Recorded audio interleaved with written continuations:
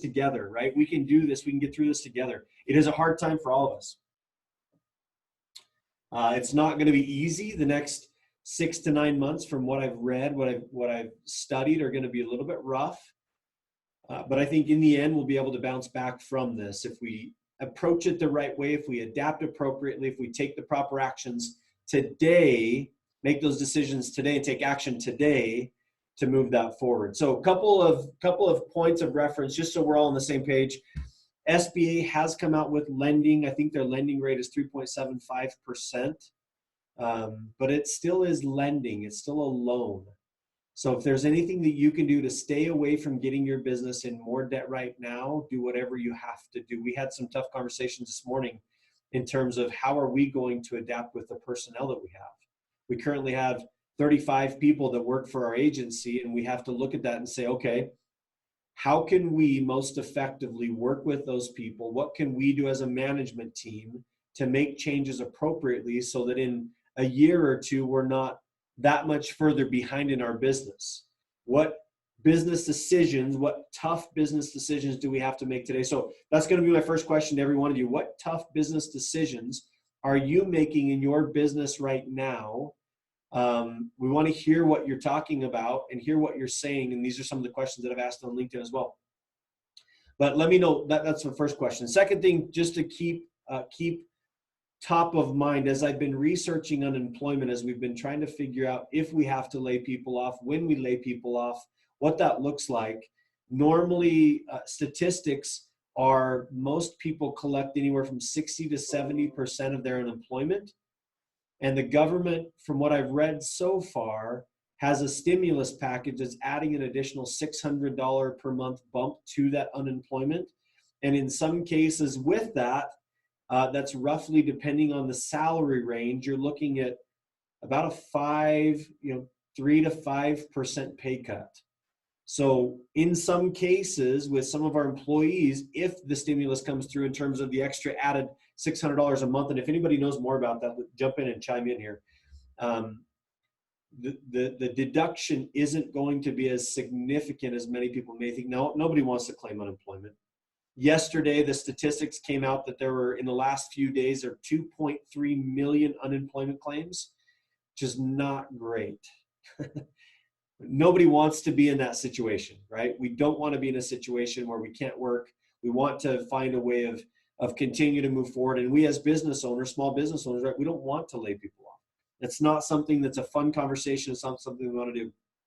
But nonetheless, in some cases, we have to do that. Now, I want to open this up to a panel discussion. Like, lots of people on here with me. There's 16 of us right now on.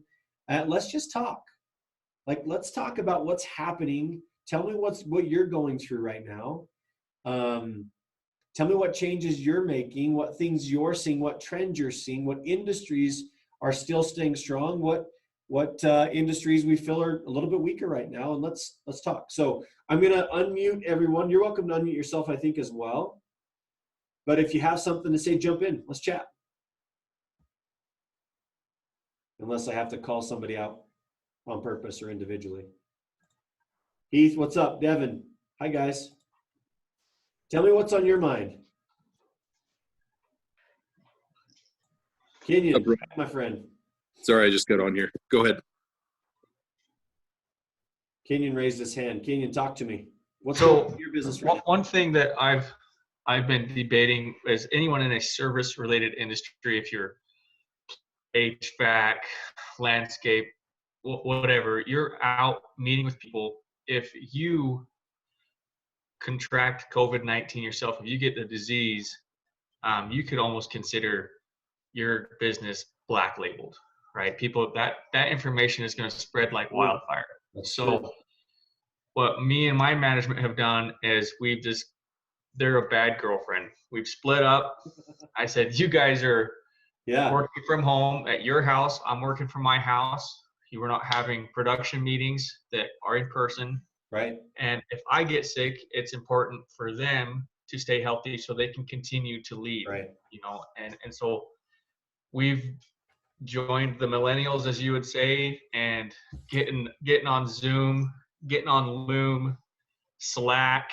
I mean, what restoration contractors out there do you know that has Slack, right? So we're implementing all these things just to try to maintain our distances and retain our cleanliness as a company so that we Yeah. can still provide services, because that's our bread and butter. So Kenyon, talk to me a little bit about that innovative change, right? So you're using virtual Zoom-based meetings. You're using Slack, which is a fantastic, for those of you who don't know what Slack is, it's a messaging-based platform application that you can use to talk about specific projects. You can talk with your team pretty openly. You can put on your phone as well. It's fantastic. I love it. It's like text messaging, but it documents all of the conversation that's happening about projects that you're working on. Tell me a little bit about that adaptation to change. How are you feeling that that is working? Has it been a smooth transition? Has there been a big learning curve? And do you see this as the new way of doing business? Yeah, I think that it'll be something that we use consistently, even after things go back to normal. We're in an industry that we use a lot of technologies anyways to document for insurance companies or banks properties. And so the hard thing was adding just another thing. It's hard to do something that someone feels like they're having to replicate across 3 different platforms. And Slack doesn't do that. It's filled a void that was text messaging. Mm-hmm. So now instead of sending texts and your phone blowing up with multiple group texts or trying to catch up on what the conversation or the subject is, that's already organized in you because you're in the direct channel. One thing I would recommend is that whatever you decide to go with, you jump into, because you'll jump into something. And then we did it this week, and then I'm already noticing that Microsoft Teams is basically the same thing. And the grass is always greener, right? It's like, man, that might have been nice to do that. Should I just quit Slack and go to Microsoft Teams? No, I got everyone on Slack now, even though it's only been 6 days. Yeah. We're not gonna switch, you know. Yeah. So great. Have you found a decrease in productivity in terms of communication with you and your team members, or are you finding that there's still a high level of communication that's happening as a byproduct of using these new pieces of technology? No, I'd say the communication is still good, and then it gives. So we were a team of 16 people, and it gives people that I don't have day-to-day contact with access to me, and me access to them, and I could send a message out. Hey, if there's a situation you don't feel that is concurrent with our core values, let us know. Like, I want to know. This is a direct line for you to talk to me. That's not a phone call, because our phones are always blown up anyways. This is just a way to make sure that we're accessible to everyone. And I think it's been a better form of communication, honestly, than what we've done. Yeah. So one thing that we can learn, right, in a time like now when it's chaotic and we have this stay at home for the most part work environment, there can be efficiencies that are created as a byproduct of using technology to increase that efficiency, right? Yeah. 100%. Awesome. Okay, Renee, I'm going to do this like a radio show. I've never hosted a radio show. Let's get our next caller in here. Renee, talk to me, my friend. Hi, first-time caller. Hey, first-time caller. So I just wanted to mention, we in automotive repair, we are an essential service. So we have kept our doors open, and we're grateful for that, for the fact that we're keeping our guys working. And right now, we've got the business. But one of the ideas that we've talked about is to call our customers and do thank yous right now, instead of calling and really pushing any services, especially people who have recently had work done. I think what we'll try to do is call and do a thank you, and then pre-book an appointment. So, say, would you like to come back in 3 months? Let's schedule the time now.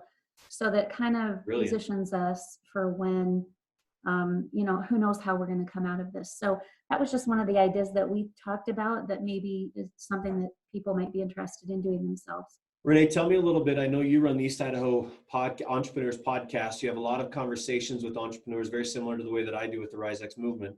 Tell us what you're seeing, what feedback you're getting from your listeners, what feedback you're getting from those people you're interviewing.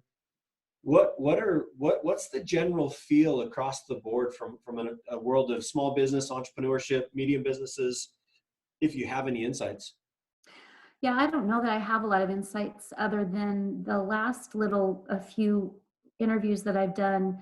Things were just starting to warm up and we didn't really know what it was going to look like. One of those was Brian Wood from Wood Funeral Home. So imagine how different his business is now running.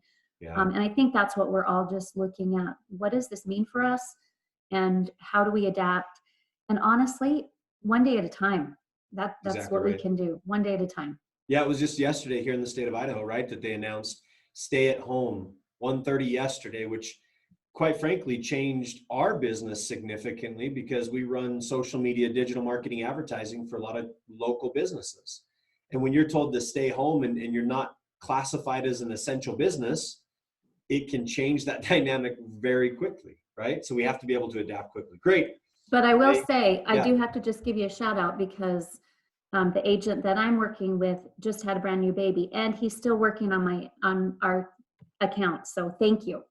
Well, I will tell you, I'll share just a quick statistic. Facebook advertising right now is down about 30% in cost per ad, meaning if you were spending $100 yesterday or 2 weeks ago, I guess, you can reach the same amount of people for $70 as you could for $100. So right now is not the time to take a step back from an advertising perspective. It's actually a time to really stay the course because you'll see a huge significant uptick. And we can talk more about that. I want to get into advertising. That's just a quick kind of a side note that we've been researching and looking at. All right, who's next? Who else has something? What's happening in your business? What are some changes you're making? And how can we adapt? Adam, talk to me, my friend. So we're accounting firm. Mm-hmm. It was interesting. I had several people text me after the announcement yesterday saying, hey, I guess I'll see you in May or in June or whatever. And there's a part of what we do that is very essential as far as payroll and some of the bookkeeping, some of the compliance that businesses will need in order to gain some of this financing, might be tax returns or financial statements. Mm-hmm. And I was surprised that they just thought that we'd be closed. And so we're about to send out a, kind of a mass email blast to let people know we're here, we're open. Yeah. There are some things that have to be done in person, some types of signatures and things like that. And so we're going to try to accommodate that, but we're cutting a big hole in our door so we can do a mail drop, and so people don't have to come in. It's some goofy things like that. But Yeah. just So Adam, let me question that. Can you use like DocuSign? Can you use digital documentation for digital signatures without having to have physical signatures? You can for most things, absolutely. Yeah. Cool. So what are you seeing? Your life just became a lot longer, right? Because normally an accountant is done around April 15th, but now it's been pushed to July 15th for taxes being submitted. Yeah, exactly. That was your vacation time in the past, right? I won't be working late during those times, but I'll be busier than I typically am. That's just part of our, I think, social responsibility. So tell us a little bit about what you're seeing from the markets, right? I know as an accounting firm, you pay close attention to markets, what's happening in the market. We've seen a pretty decent uptick over the last 3 days in terms of the Dow Jones, right? There was we've seen some decent, some decent bounce back, not fantastic bounce back, but decent. Tell us what are you seeing there?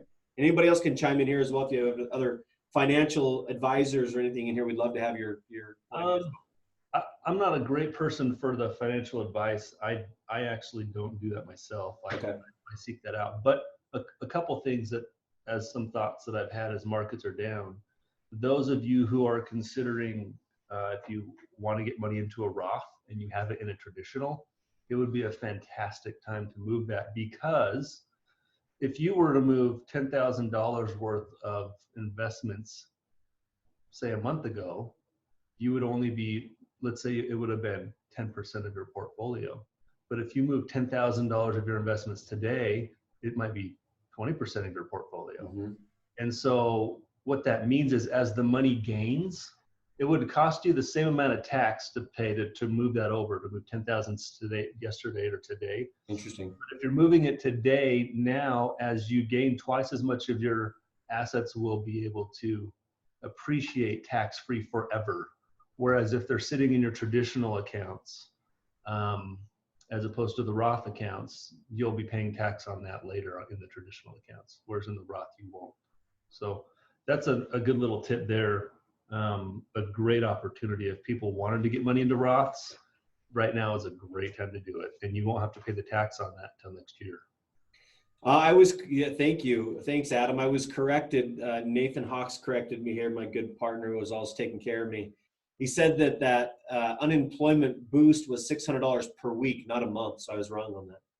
All right. John Parker asked the question, roll call, who's here? All right. We've got people from all sorts of verticals. Adam Bostrom from, Adam, where are you from, my friend? I just drew a blank. Printing company. Alpha Graphics. That's right. What's up, John Parker? How are you, buddy? Good. How are you doing, Ryan? Good, man. Good. Anything you want to add? It's interesting. We're a small software development shop. We've got a software offering that most of our customers are all across the country. And so I've been spending a significant amount of time this week reading a lot of the state declarations on what essential businesses are so that we can best service our customers. Certain states like the state of Nevada shut down all financial collections that didn't have a previous agreement. Mm-hmm. And so in order to accommodate that for our customers, we then go into the systems and help them identify collections that they can or can't collect on. And right now it's all about how do we help our customers be successful in their businesses, because we're a business to business place. So really I'm just kind of tired of reading state declarations on how they're handling the situation, but then really trying to understand how we pivot and adapt that to help our customers be successful, to be empathetic towards them. And there are some that are closing doors and needing to pause and trying to figure out how we can best help them. We'd rather keep a customer that can come back in 4 months than one that's just going to disappear forever, kind of a thing. So it's a day by day thing. I really appreciate what Renee said about take it every day at a time, but also be looking out and saying how can we assist, and how can our technology assist. We've actually seen a decent growth in sales because our technology allows financial collections workers to work from home. So we got a big boost at the beginning of the week where people were like, oh crap, how do we do it from home? So, but also balancing that with just kind of everybody that's trying to figure out what to do right now.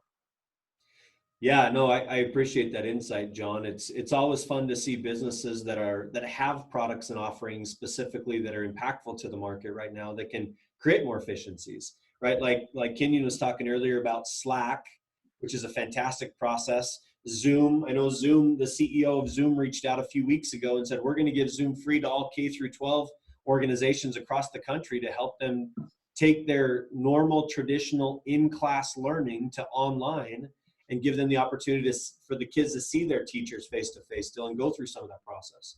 So, hey, listen, Coulter made a good suggestion in the chat window. Guys, pull up the chat window, drop a comment where you're from and what business you run or are part of so that we have a good idea of who's on the call with us. John, that might be able to give us more context. All right, let's roll into the next person. Who else? You can click on the button, raise your hand. If you have a comment. I want to ask the question. All right, Wes, go ahead, my friend. Let me unmute you. Yeah, I have myself muted there. So we do IT services, and obviously we have that capability for the remote support. A big part of what we do is Microsoft. We're a Microsoft partner. So the Teams side of things, if anybody is looking at that, we're actually doing free migrations over to it. Awesome. Something that we can give to the community. And so Wes, tell us a little bit, what are you seeing in terms of organizations, companies that are, obviously there's quite a few, I'm sure, that are looking for better solutions to work more remote. Microsoft Teams is a great way to do it. Slack, Zoom. What other suggestions might you give to a business owner that hasn't made that change yet in terms of communication, in terms of team collaboration? Is your preference Microsoft Teams over anything else? It's all in one platform. I can send a calendar invite with a video. I can chat to my internal team. I can chat to anybody externally with, that's using Teams. They actually do have a new platform now for the chat support, Great. the text messaging as well that I've never used, but that capability does exist. A lot of the nice thing about this is business owned instead of individually owned. Right. If your employees go and sign up for an account that they sign up with their own personal email address, they own that communication and that is theirs, and there's no control over it over the business. So that's Gotcha. the big value that it comes by working under one platform. Business owned. You can lock employees out if there's problems.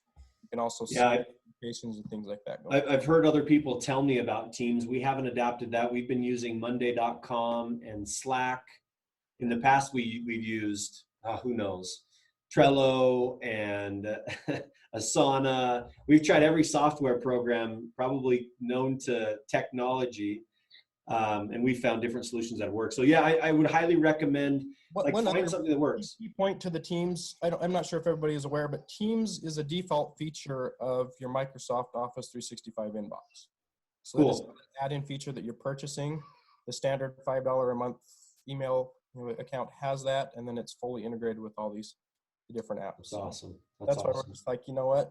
The migration is the hard part, knowing how do I get my email out of this platform into the other one. Yeah. That's something that we can take off the table and awesome. Help anybody move forward. Wes, thanks, my friend. Thanks for chiming in. What else is happening? What are we seeing out in the world? So we've got some people, Idaho Central Credit Union, Rodney's here with us, Aaron Hansen, Prolific Business Solutions. Heath is with us. Renee had a quick shout out, and I think this is awesome. And Adam, I'll get to you in just a second, but she said, are there any businesses out there that would like to partner with us to offer gift certificates with the service that we are giving? That'd be a good opportunity for any non-essential business services. I agree. That's a really great idea. A great shift, Renee. Those of us that aren't necessarily considered essential business services, maybe there's a way that we can partner with some of these organizations that are considered essential and find ways to create offerings that would be a value play to them. Fantastic idea, Renee. All right, Adam, you're with us, my friend. I apologize. Alpha Graphics, I know where you were. I just didn't remember. Brain shortage for a minute. Go ahead. Can you hear me? Yep. Okay. Yeah, no, I think we're all having to make some changes, and we're definitely having to do that as well. And I think one of the main areas that we've had to focus on a lot is with so many of these conferences all of a sudden not happening because of the coronavirus, we have to kind of think creatively and try to figure out, well, how can we help these businesses still have their conferences or come up with different ideas. And so we've come up kind of with a conference in a box type of approach where these conference people can still do these virtual conferences and host them for their people, but then they can also still give them a conference-like experience by sending them a box of swag or cool whatever. Idea. The other thing that we have really found a lot of success with is a lot of people are doing these type of webinars at home or in their office, and so doing backdrops with your branding on it so that you can set it up behind you, and so it shows you're off your brand, but it also allows people to not see all the mess that might be in your office or downstairs in your basement or wherever you are doing your webinar. Creating your own virtual workspace by still having a proper backdrop that can facilitate the conversation, right? That's awesome. Yeah. Good. I really like that idea. You know, Adam, as a part of our RizeX business model, right, has been events and, month to month events. We just held our biggest event ever, having 70 plus people in the room. And now this next month, we're going to be going to a virtual platform, right? We're going to go to a breakout session where we still have the same dialogue and can have the same qualified business conversations, but through a virtual platform just like this versus being in person. So that's a great idea. I love what you're doing. Great. Thanks, Adam. Appreciate it, my friend. All right. Who else? Throw your hand up. You can just raise your hand, click on your name, raise your hand, and I'd love to hear from you. What else is happening? All right, David, my friend, talk to me. Thanks, guys. being in the business to business model where basically I sell business to business. And a lot of my business that it's currently going on right now is with school districts, county governments, hospitals are my top three, probably 95% of my business. Those are all basically shut down from being able to do enrollment work. We're always looking for more businesses to help with our benefits, but to be able to approach people, what's the best way to approach people at this time? Those who are still doing business, and there's not a lot of probably a super desire at this moment as people adjust to talk benefits. Just any feedback from other people, what's the best way to approach or how much space to give during this time? Thanks. That's a great question. That's a really great question. Here's a thought. Right now, the number one thing that you can be doing in your business is finding a way to provide high levels of value to all of your customers and all of your potential customers. So what are some of those ways? Let's talk openly about that. Who has a suggestion as to a way to provide value for David, for instance, right? He's in a situation where 30% of his business now is a potential downfall, not being able to communicate with some of these educators.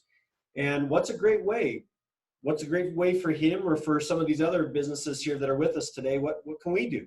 How can we provide value in a high level way to our clients that increases the effectiveness of the connection so that when the timing is right, we can ask for the acquisition and be ready and willing to do that? It's funny because I was talking to a friend of mine, I just drew a funnel here on the board. You can't really read it, but think about this. As a business owner, the number one thing you need to understand is that each customer goes through a very similar buying cycle, right? They go through a very similar buying cycle in terms of how they identify the information that they need to make that decision. The first thing is they need to know who your brand is, who your company is. Second thing is you have to build value. Value is given from what I've studied and learned in 4 different ways: education, entertainment, experience, and engagement. So David, as you're thinking about the sales cycle, right? As you're thinking about how do I get people to the acquisition or what can I do today in that reach out process, I would consider one of those 4 things: education. How can you provide high levels of education? Entertainment. What can you do to create entertainment in a world of chaos? How can you be a positive light in a world of chaos? Engagement. How can you engage with them? They're home. They're sitting there. They're with their children. Are there things that you can provide to them that strengthen information about your company, your organization, but meets them in a different way from an education experience? And then entertainment, engagement, experience, and I forgot my 4th one. Anyway, so those are just a couple thoughts there. So who's next? Who has any insights for Dave or let me ask another question. Employees, what are you seeing with your people? How are you as a business owner approaching the world of having difficult conversations of, do we retain and take the hit as ownership, or do we downsize a little bit in the economy right now? Somebody raise your hand and tell me how you're feeling right now with that. Be brave, be bold. Heath, talk to me then. Well, I don't own the company, but as part management up here, we're seeing some definite changes, and we've got to pivot in regard to what responsibilities and cross-training that we're doing with certain staff that they see as valuable when it comes to, let's say, clinicians or chaplains. So I'm Heath. I'm with Signature Home Health and Hospice. So everybody knows, if I haven't met you yet, good to meet you on here. And we take care of the geriatric, to be specific, those that you're seeing on the news that are stuck in the assisted livings and skilled nursings. Our team is out there still in the field, in the trenches and being exposed. And but as that is, business is still slowing down. What's happened is a lot of people have taken a turn in regards to the patient side, and in fear are refusing services. Of course, our census drops, our admissions drop, everybody's not sure. And being in that uncertainty, they're actually increasing their risk to be hospitalized. So what we're doing on the side is we're trying to figure out exactly what you just said, is what which employees can we keep busy, like our chaplain, for example. Nobody wants a chaplain in an assisted living right now, unfortunately. It's just not a need in most eyes. However, he's still out there with our marketing team and hitting the phones, calling patients, post-discharge patients. We're doing drop-offs. We're doing lunches. We're doing anything that we can do from an external presence to do a delivery services or what have you to keep him busy, to keep him employed. Unfortunately, we do have to lay off a couple of the lower key, like the aides and the CNAs temporarily. We're encouraging them to do unemployment. And I'm sure a lot of employers, even on this call, have been in that state where who do I cut? Who do I not? Why? How do I justify it? How do I communicate that to my team? And it's not maybe comforting, but everybody's going through that exact same thing one way or another. So I think with that understanding, that may help us go through that process. Again, it doesn't fix it, but we've had to have these hard conversations as well. But it's the way you communicate, it's the way they perceive if you truly care or not. And that's something that I've noticed is the way that we have conveyed what we're going through as employers and how that's going to affect an employee's life, and how much we actually truly care changes the way they react. Doesn't change the circumstances necessarily, but it has changed the way that they react. Their loyalty is still there. They understand, and they know that they'll be back as soon as we're up and running again. So that's just something we've been going through. So is there a way, and here's a question to everyone, and Heath, you're welcome to jump in. I think one of the questions and one of the things that's been on my mind a lot this year specifically is the dynamic of culture. How do we as business owners that have been focusing on shifting culture, building stronger culture inside of our organization, now we're placed in a situation where we have to impact culture as it is because of the nature of this pandemic. How can we continue to build loyalty and strength in our culture in this time of chaos? Talk to me a little bit about it. Anyone's welcome to jump in. Well, I'll talk until someone else wants to jump in. Go ahead. I was actually specifically talking about, I'm glad you brought that up. We were talking about culture this morning with my wife. A lot of companies, unfortunately, their true colors are going to come out in time of crisis. And that culture, I think, speaks a lot. It'll be exposed in that the way they react, the way that they relate to the patients, the employees, the way that they communicate. And as an employee and not owning the company, I've definitely been able to kind of peek under the hood and see what the true culture of this company is, which I appreciate.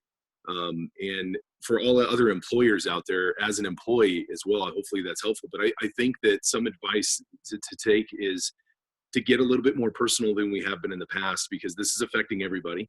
It's not just about the owners or the managers in this situation, but also, maybe hearing them and letting them know that you care. I know that seems small in the light of things, but that's something that reflects your culture as an owner, as a business operator, as a manager, to ultimately bring them to the side and go, this is what's happening. Because everybody's having team meetings. We're doing Zooms every single day. That's right. But has anyone dug deep to say, hey, John, come here. How's this affecting you and the kids? How are you guys handling this? This is where I'm at. Transparency is a big thing too. We've seen President Trump on there, and he's saying we're not going to get political here, but he goes left, he goes right, he goes this way, he goes that. And my wife and I were talking, he just needs to tell the truth, and they don't know what the hell's happening, and they're trying to figure it out.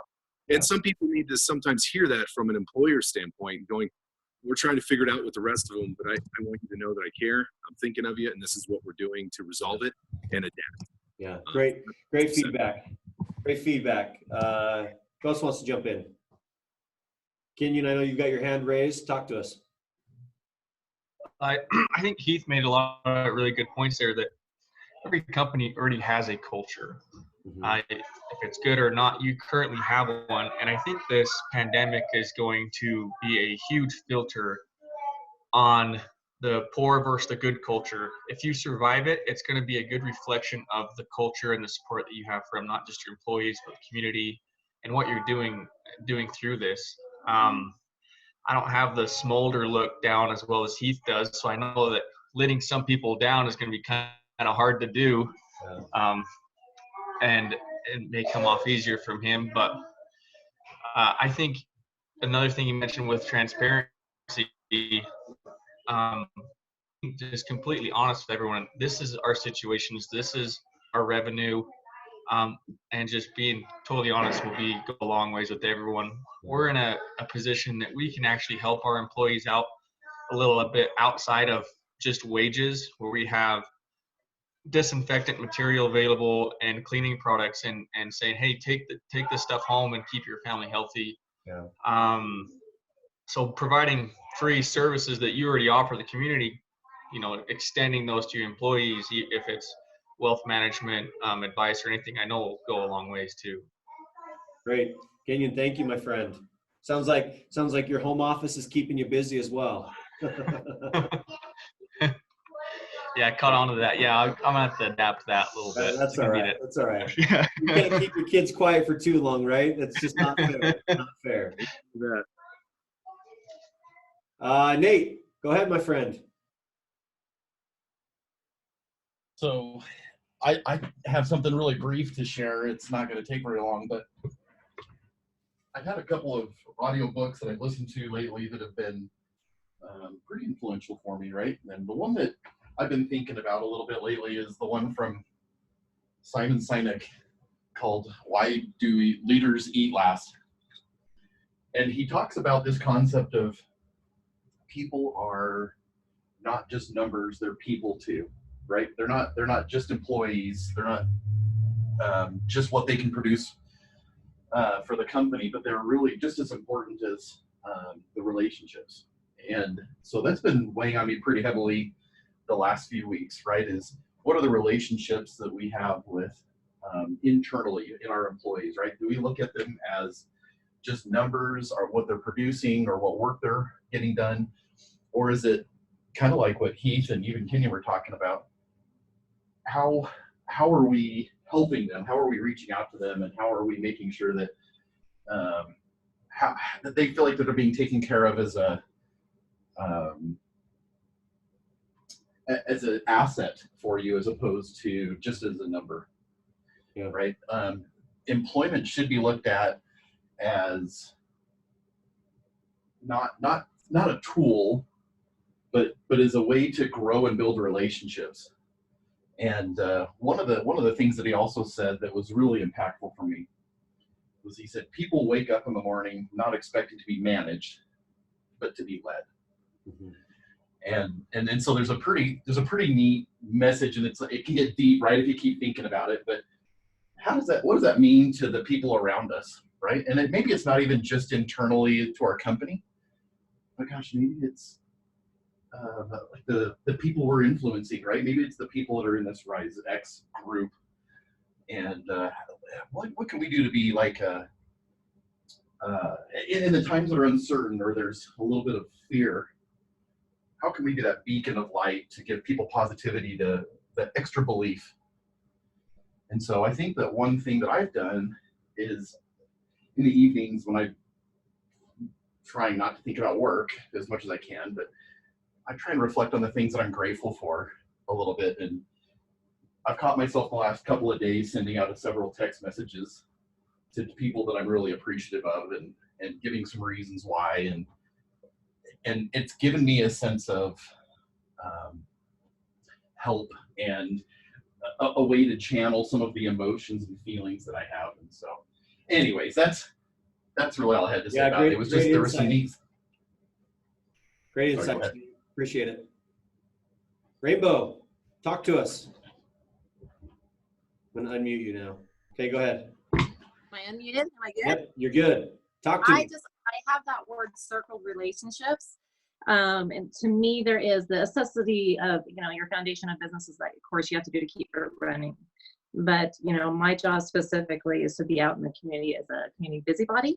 So this is kind of a little damper on that. So I'm getting very creative. I'm president of an organization down in Exhibiting that every week we're the second largest international, and I have 140 people that are relying on that. Sometimes this is their only interaction that they have once a week. And so taking those simple personal touches is what I've been doing, whether it's a text, a phone call. I mean, this isn't information that none of us know, but I think we have to stop and breathe for a moment and say, okay, relationships, these people are kind of relying on us. And so to play off of that, that is the most important key thing in business.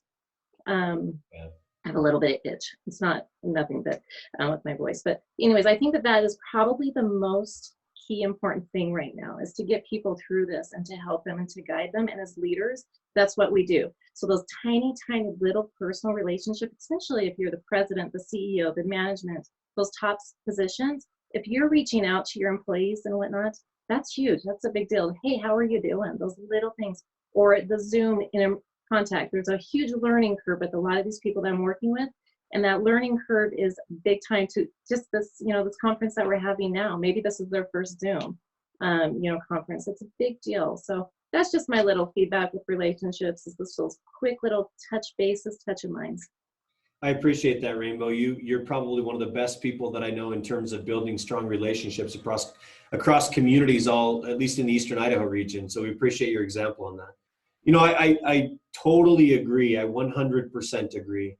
I've been thinking about this a lot, right? We're in a world with so much uncertainty. The only thing that we can feel certain in are those people that we surround ourselves with, right? We don't know what's going to happen from a business perspective today or tomorrow. We really don't know what's going to happen from from the economy and the chaos that's in the world. But the things that I've appreciated most, like Nate said, counting blessings, talking about elements of gratitude, some of the things that I'm most grateful for, honestly, are my family, right? It's the people that I get the chance to slow down, surround myself with people, and still know that if all else fails in this world, I have those people around me that I love the most and that aren't going to judge me based on the decisions that I'm making. And listen, I want you to think about it. Maybe drop down here in the comments, just as we're going through this. Thank you for bringing that up, Rainbow. What are some of the things that you're grateful for in your life right now? Drop comments down here in the chat room. I'd love to hear some of your feedback, some of the things you're grateful for. Coulter, go ahead, my friend. I'll unmute you. There you go. I'll just chime in. I think that Nate touched on some really important points in regards to, people don't want to be managed, they want to be led. And I think a lot of the uncertainty that comes into our country right now is the fact that we have so many leaders that are trying to speak up and say, I'm the authority and listen to me.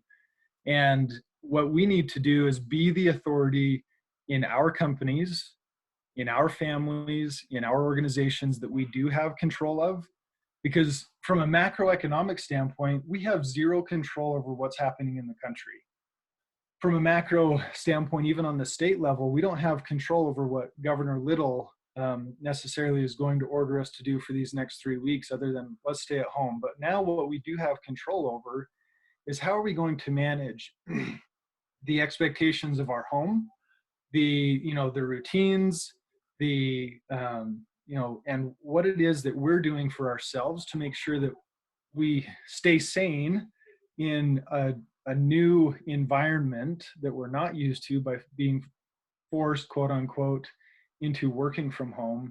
But then what are we going to do to help our employees, our team members, business partners, associates feel like they're also in control of that ecosphere that they have immediately surrounding them?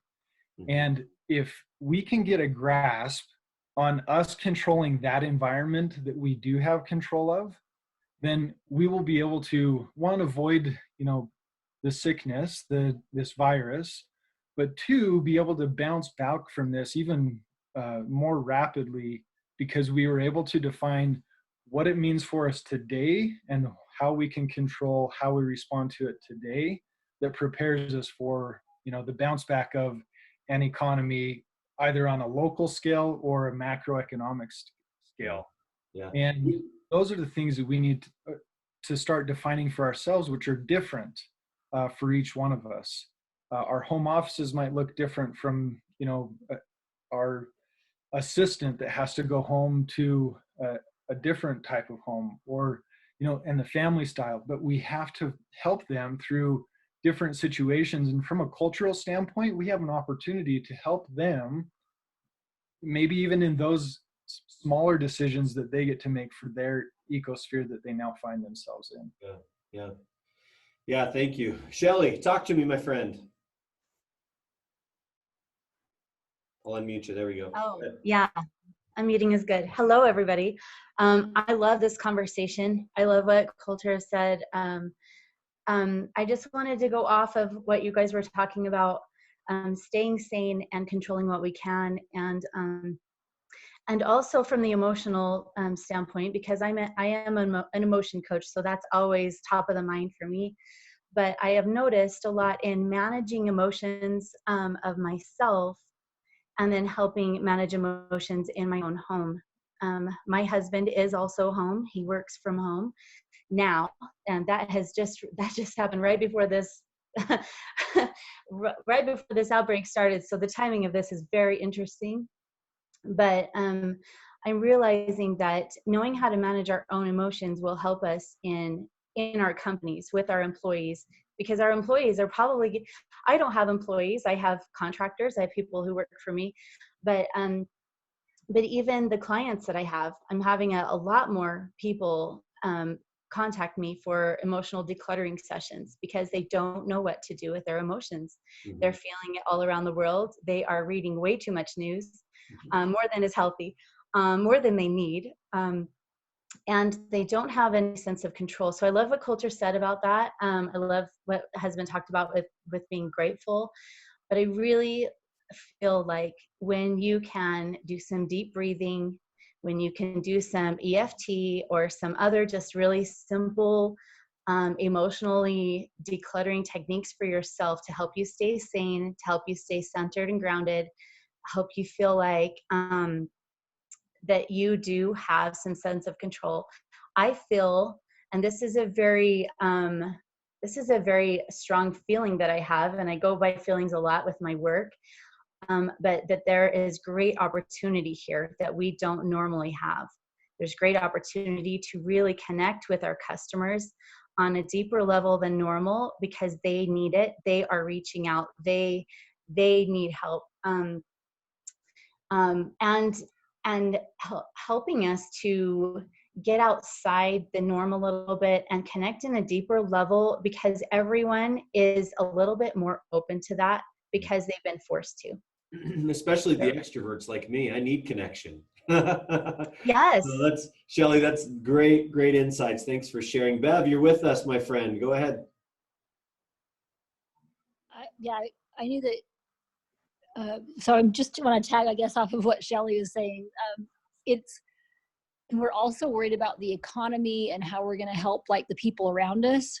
But I just can't help but just focus on that we've been asked to stay inside. Yeah. And I would tell us to also, like, as maybe even more metaphorical, just go inside. We can't be for the people around us if we're not taking care of ourselves. Yep, 100%. It starts inside with you, and if you're doing the inside work for yourself, then you're going to be what your family needs. You're going to be what the culture of the workforce needs. You're going to be what we're going to be the ones that are logically moving forward and finding potential rather than looking for problems, and taking control of the situation rather than being panicked and worried. Yeah, I couldn't agree more with you, Bev. I think the crazy thing that we need to understand as business leaders in the community, as business owners in the community, is that the small business community really is the backbone of the community, right? It's the small business owners that are out working hard, that are driving, that are hustling, that are grinding, that are doing their thing, that now have been caught relatively off guard in many cases. And the ability to adapt and change will be extremely important over the next few days. But being okay with and spending time, and I'm just going to throw this out there, but spending time in personal development right now is such a key critical thing that needs to be happening if you're not doing it already, because you're exactly right. How do we build culture? How do we build people around us? How do we take care of people around us if A, we're emotionally broken because of this, B, we're financially broken, and C, we're spiritually broken? What can we do? And sometimes that financial component we just can't control. But the things that we can control, like Coulter was talking about a little bit earlier, is the time we spend in taking care of ourselves and seeking those thoughts, those inspirations in our own lives to try to find out what are the changes that we need to make in our business to move our lives forward. So yeah, great insights, Bev. So let me ask another question. And this is something that it's been on my mind and on my thoughts a lot. How can we as a community, as a business community of leaders, community leaders, business owners, what can we do to impact the community in a more effective way right now to rally the troops, right?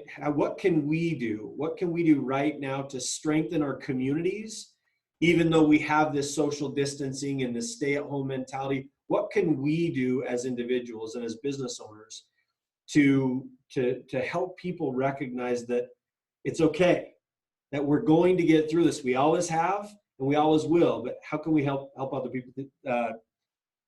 people see and feel and experience the same thing?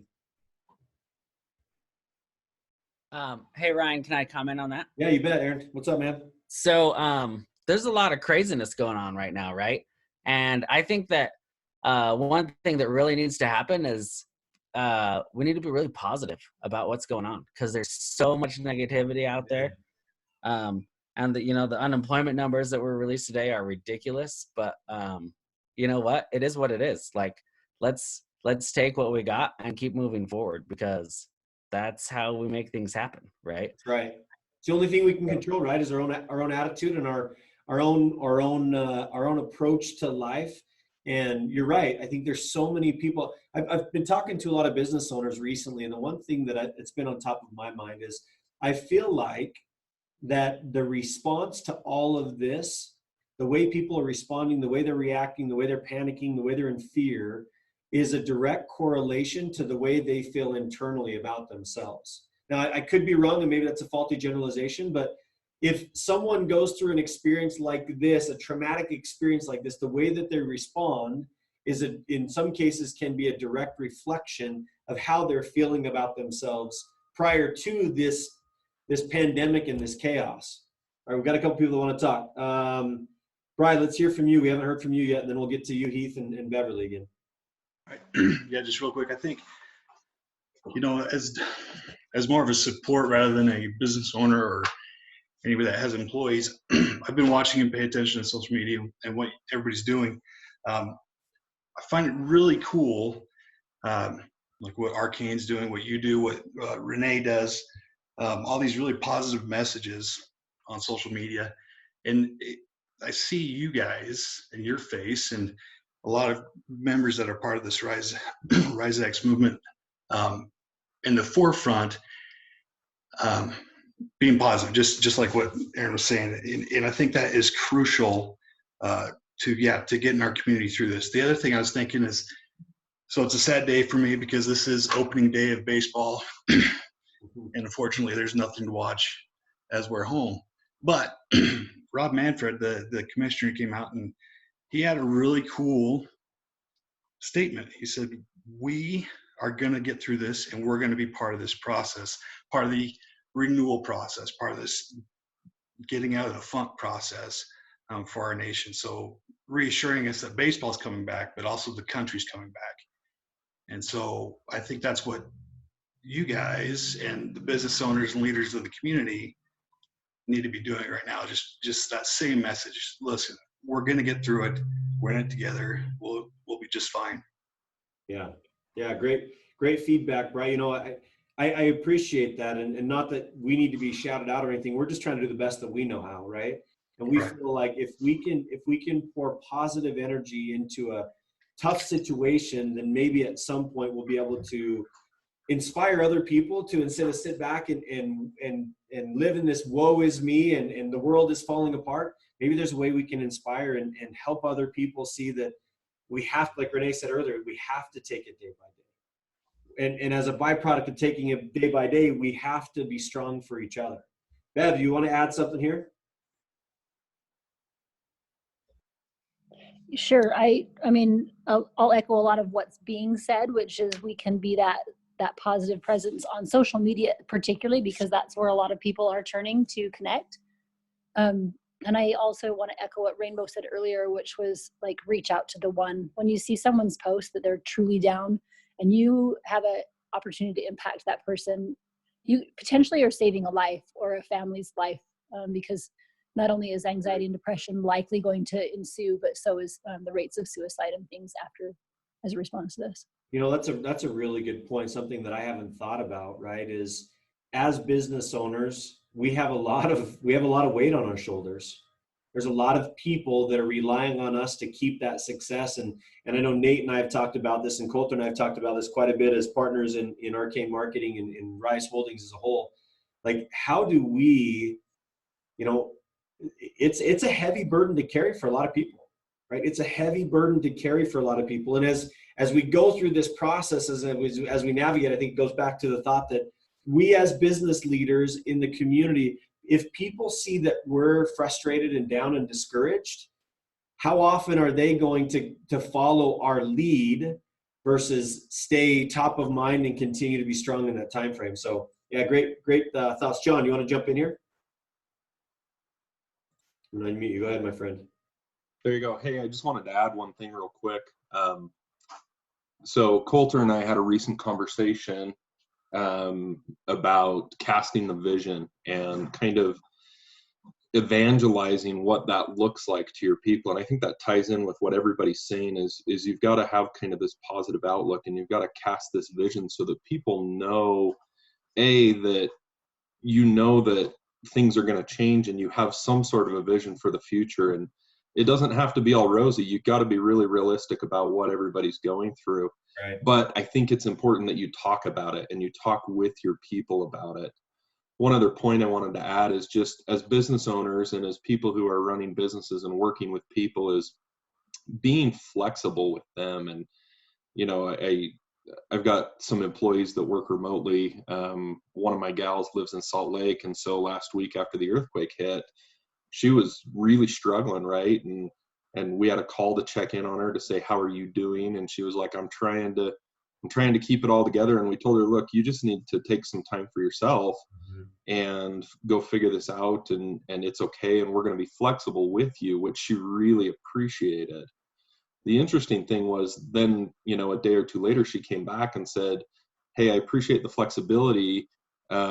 I need something to keep my mind off of the earthquake and all the aftershocks. Can I work on this extra project? Can I do this extra thing? And we were flexible on both sides, right?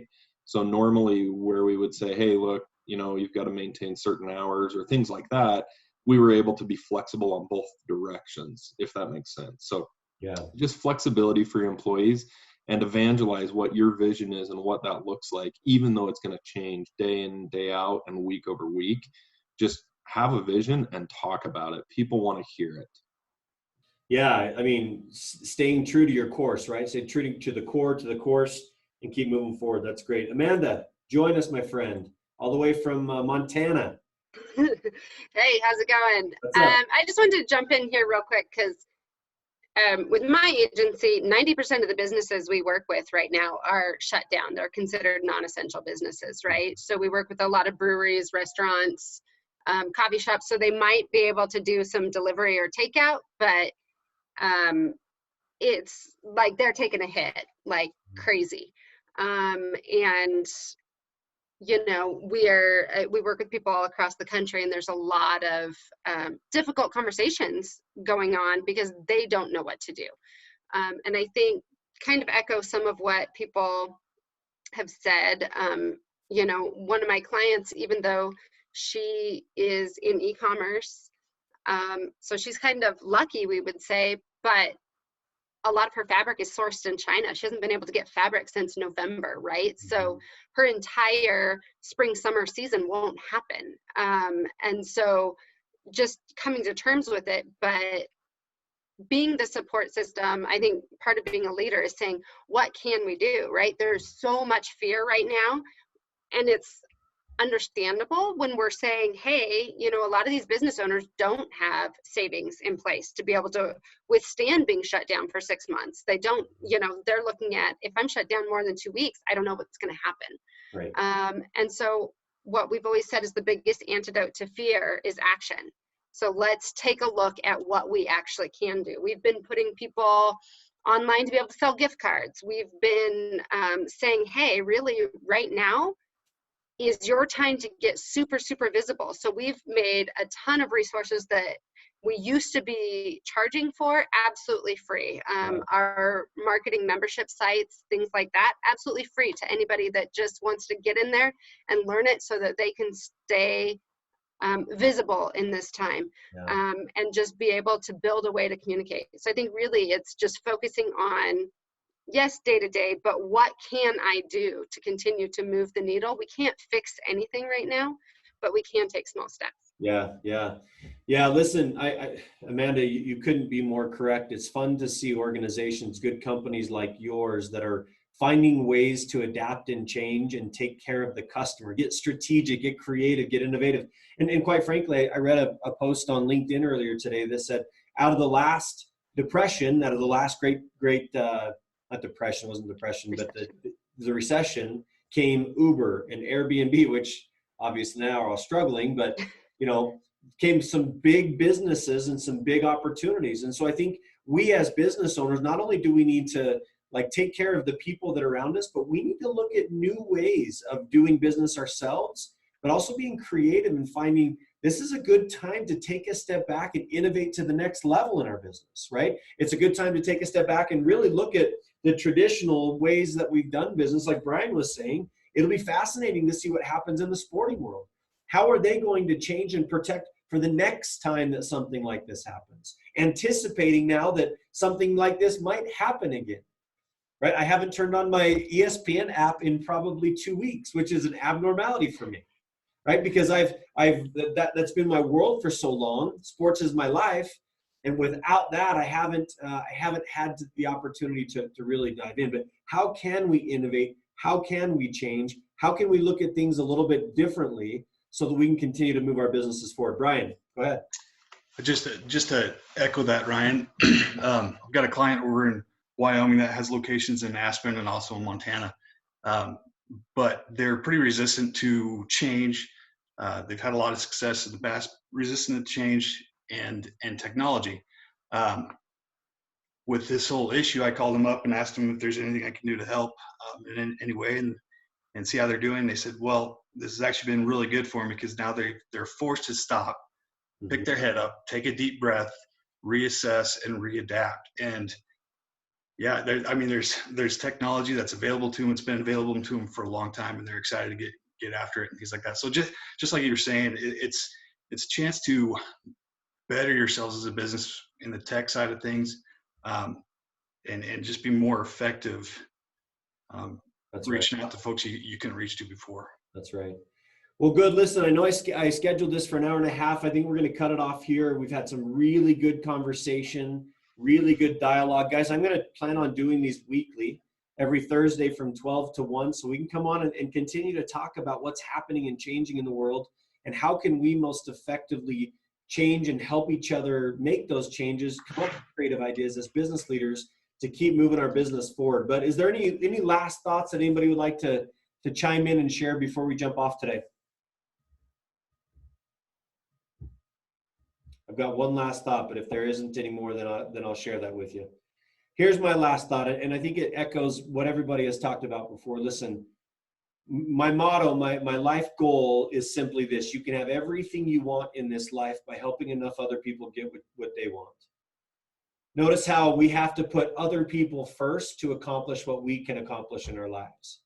So my challenge to you this week, as we go out into the world of business, as we continue to navigate these scary times, as we continue to navigate the market and what the market's doing to us, and how are we adapting and changing, I highly suggest and recommend 2 things. First, be proactive, right? Be proactive in those relationships. Be proactive in the things that we can accomplish. But second, reach out. I think Rainbow said it best. Relationships are key right now. Everyone's feeling a sense of unease. Everyone's feeling a sense of frustration and discouragement. Families are pushed to the max in terms of stress over finances, stress over relationships. Like those of us that are on this call that are working hard to continue to adapt, we're going to come through this with flying colors. It's going to be hard. It's not going to be easy. The next few months are going to be tough, very tough. But remember the things that you're grateful for. Count those things, count those blessings and things that you have in your life daily. Write them down, jot them down, make sure that they're top of mind, because when all is said and done, my friends, all we have is each other. And we can strengthen this world, or we can wallow away in this world. And I just challenge each of you to be that beacon of light, to share that hope, share that excitement, share the fact that we can come together, rub shoulders together, lock arms together, and strengthen our community together. So have a great Thursday, my friends. Stay strong, stay healthy, stay home, stay safe, and let's connect again. I'll schedule another meeting for next Thursday. Let's get on and chat again next week. Bye for now.